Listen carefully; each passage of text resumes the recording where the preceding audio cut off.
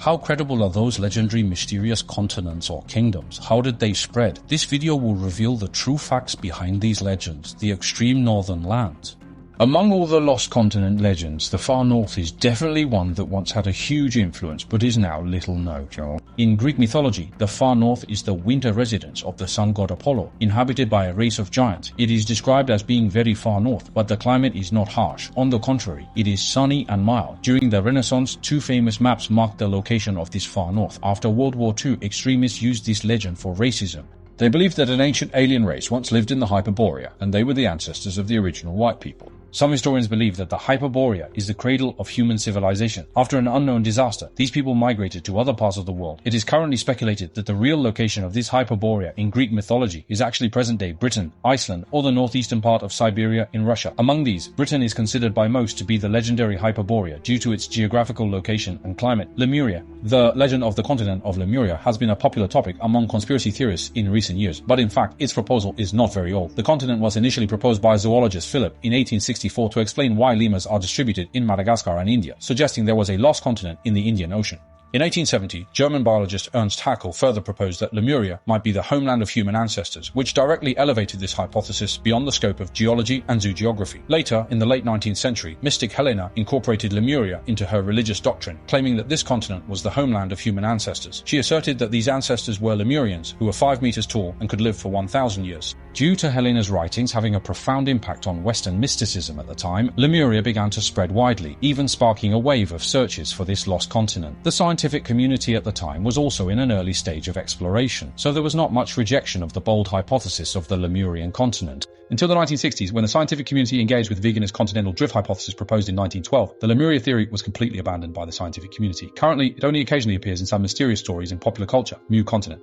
Like the emergence of Lemuria, the continent of Mu is also a new legend that appeared in modern times. It was first proposed by paleontologist Augustus Le Plongeon in the mid-19th century. After examining the Mayan ruins on the Yucatan Peninsula, he claimed to have translated their sacred book, the Popol Vuh, and discovered that the Yucatan civilization was older than ancient Greece and ancient Egypt, and told the story of a more ancient, now submerged continent of Mu. Later, British writer James Churchward promoted this concept in a series of books published from 1926 to 1933.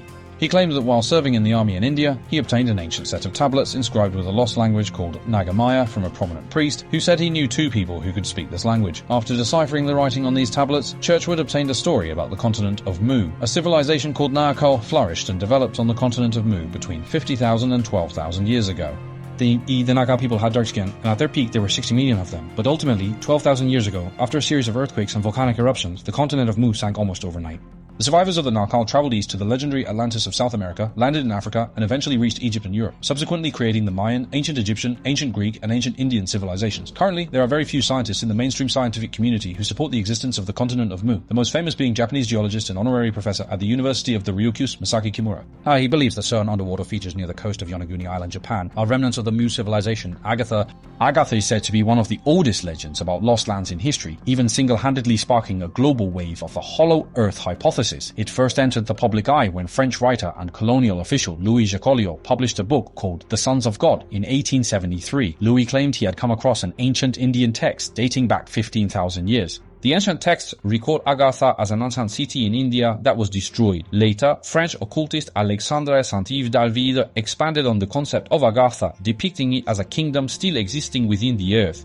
Coincidentally, there is a legendary kingdom of Shambhala in India and Tibet, so Agartha and Shambhala are often used interchangeably by mystics, or the 2 legendary kingdoms are said as adversaries. Agartha is believed to exist underground in the Himalayas of Tibet in Central Asia, predating modern humans on Earth, and now secretly influencing the development of the surface world from underground. Conspiracy theorists regard it as a global secret government, manipulating the business and political sectors of various countries to achieve some purpose beneficial to them. Due to the many versions of the Agartha legend, different versions also mention various hidden entrances to Agartha, such as pyramids, the Earth's poles, the center of deserts, Mount Kailash, and even some caves, which have become important elements for hollow Earth theorists to argue and imagine.